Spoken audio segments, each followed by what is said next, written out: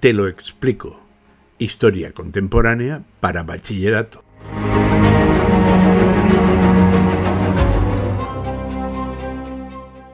Antes de meternos de lleno en el temario de historia contemporánea, la Revolución Francesa, la Revolución Industrial, tenemos que hablar del antiguo régimen. ¿En qué momento histórico se produce el antiguo régimen?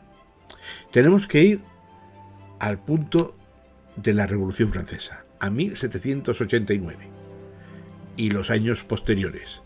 Los revolucionarios estaban convencidos de que iban a poner en marcha un nuevo régimen.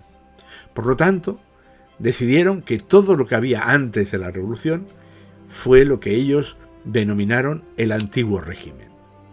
Por lo tanto, el antiguo régimen sería todos los sistemas económicos, políticos, ideológicos, etcétera, etcétera, que hay aproximadamente entre el siglo finales de la Edad Media, siglo XIV-XV, y finales del siglo XVIII aproximadamente.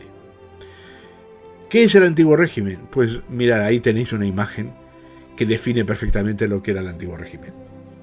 Era un régimen en el que había una, digamos, desigualdad tremenda.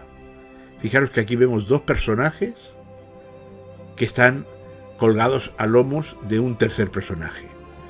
El primer personaje es esta figura que representa la nobleza. Fijaros que tiene uniforme militar. La segundo personaje es un personaje que representa el clero. Y el tercer personaje es un personaje que representa el pueblo llano, ¿vale? O el tercer estado. Tercer estado o estamento. ¿Qué características tenía el antiguo régimen a nivel de grupos sociales? Pues que estaba formado por estamentos. Fijaros que os llamará la atención que en la actualidad, cuando queremos clasificar a la gente socialmente, hablamos de clases sociales. Por ejemplo, decimos que si una persona tiene mucho dinero, está en una clase social alta. Y si una persona tiene muy poco dinero, está en una clase social baja. Es más, si tú tienes poco dinero, pero consigues ganar dinero, podrías pasar de una clase baja a una clase media o a una clase alta. Y viceversa con los que tienen mucho dinero. Pero en esta época, por lo tanto, en la época actual, podemos decir que puede haber cambios en las clases sociales a lo largo de tu vida. En esta época estamos hablando, no. Porque esta época está dominada por los estamentos. ¿Y cuáles son las características de los estamentos? Básicamente dos muy importantes. Una, el nacimiento.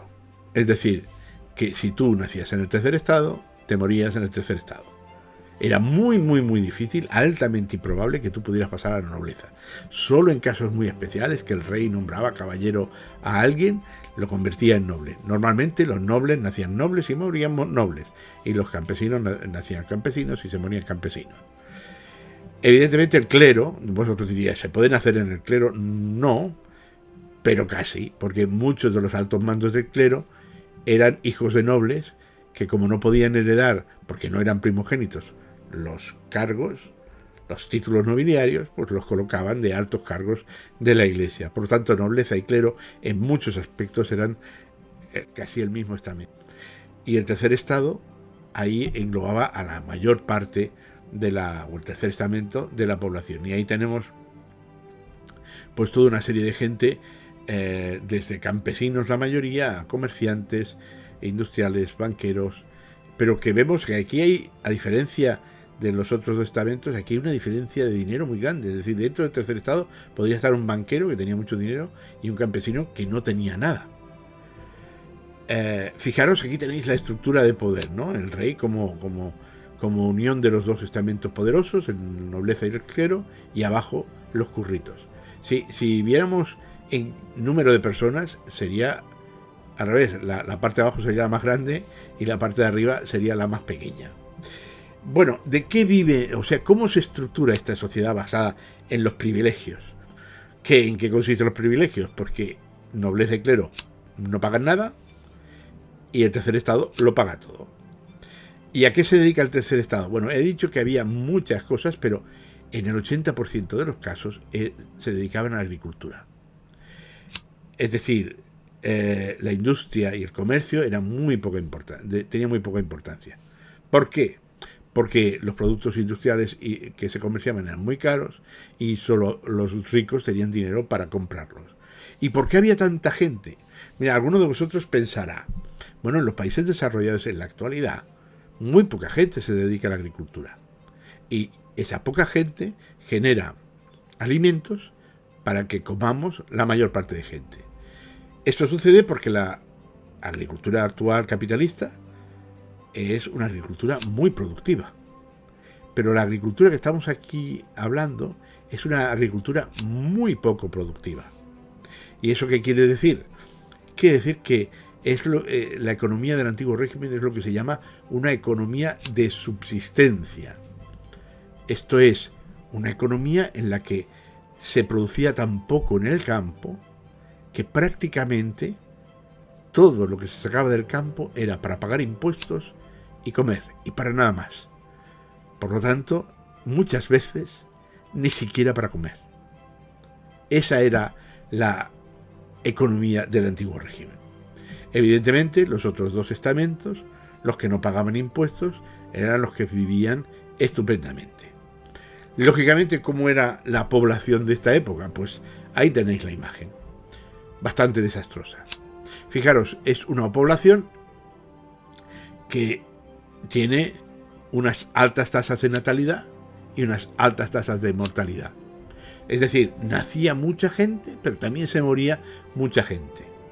¿Por qué nacía mucha gente? Porque no había métodos anticonceptivos y lo que hacía que una pareja tuviera más o menos hijos no era los métodos anticonceptivos, sino que se casaran antes o después. Si se casaban más jóvenes tenían más hijos, si retrasaban la edad de matrimonio tenían menos hijos. Pero precisamente por la mala alimentación, por los problemas de la economía de subsistencia, mucha gente pasaba hambre. ¿Qué comportaba que pasaran hambre? Que las defensas del cuerpo estaban muy bajas.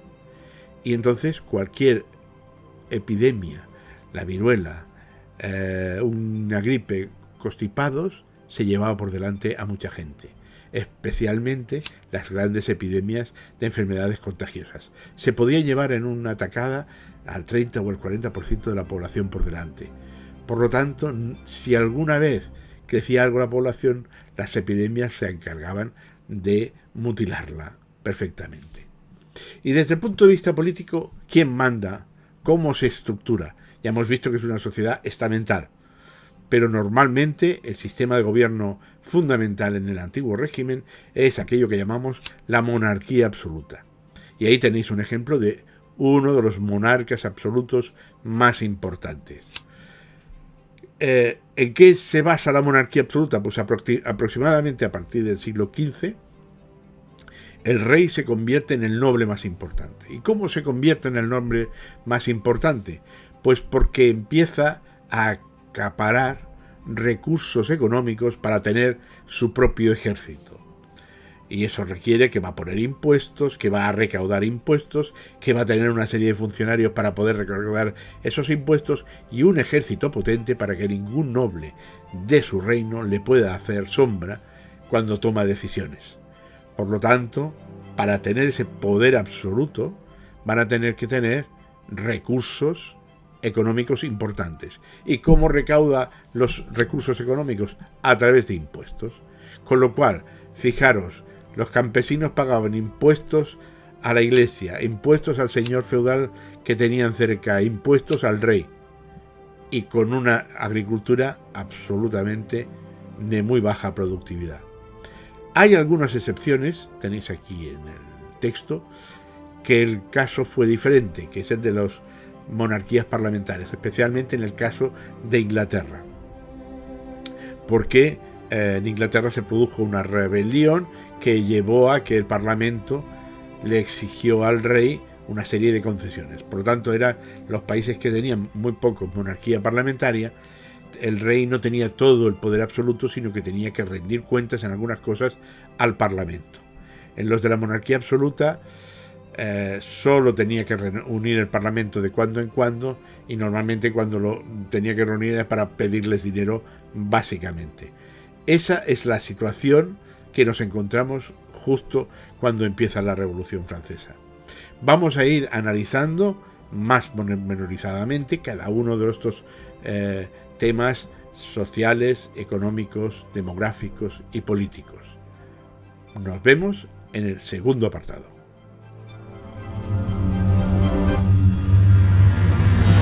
Educa Historia, Laboratorio de Didáctica de la Historia.